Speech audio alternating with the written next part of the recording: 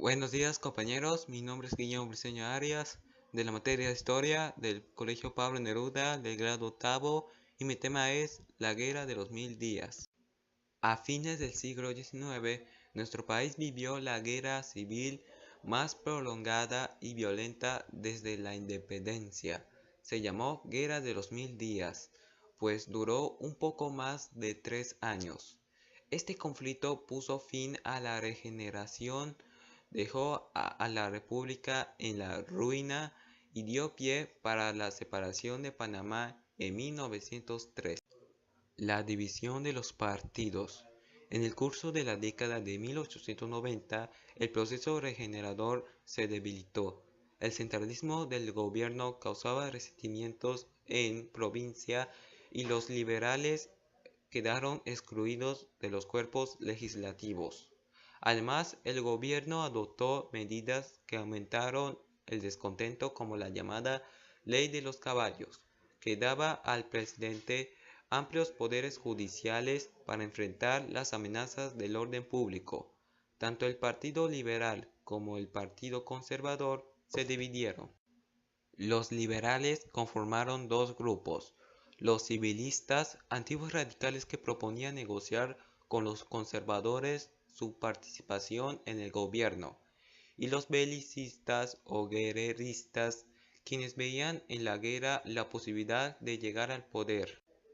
Los conservadores se separaron entre los históricos, que se oponían al carácter autoritario del régimen, y los nacionalistas, que reemplazaban la regeneración.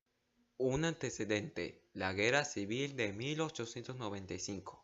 La oposición liberal se agudizó con la muerte de Núñez en 1894 y con el ascenso a la presidencia de Caro, quien optó por una mayor represión y estableció un impuesto a la exportación del café que afectó a los exportadores del grano. Crisis de la regeneración. La derrota liberal de 1895 incrementó la persecución oficial. Los conservadores históricos y los liberales pacifistas solicitaron al gobierno cambiar su posición e iniciar reformas en el sistema electoral, a la ley de prensa y a la política fiscal, pero Caro se negó a aceptar la petición. Desarrollo de la Guerra de los Mil Días. Los liberales belicistas hicieron un pronunciamiento contra el gobierno el 18 de octubre de 1898, que dio comienzo a la Guerra de los Mil Días. Esta confrontación se dividió en dos etapas. Primera etapa: se desarrolló entre los años 1898 y 1900.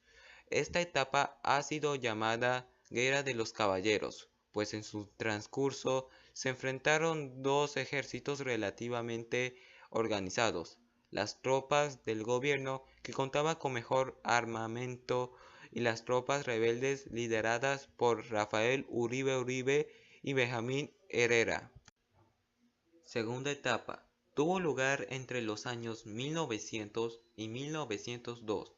En esta etapa, los liberales adoptaron la estrategia de guerra irregular o de guerrillas, es decir, comenzaron a combatir en pequeñas tropas que atacaban puntos estratégicos de sus adversarios. Fin de la Guerra de los Mil Días. Después de 2 años de una agotada guerra de guerrilleras, los liberales, encabezados por Benjamín Herrera, general en jefe del Ejército Unido del Cauca y Panamá, se dirigieron a Panamá para comenzar desde allí una ofensiva que les daría la victoria. En esta imagen podemos ver cómo varios generales de ambos partidos se reunieron en un barco llamado Wisconsin para así firmar un tratado de paz, para así terminar la guerra. Gracias por ver mi video, espero que les haya gustado. Gracias.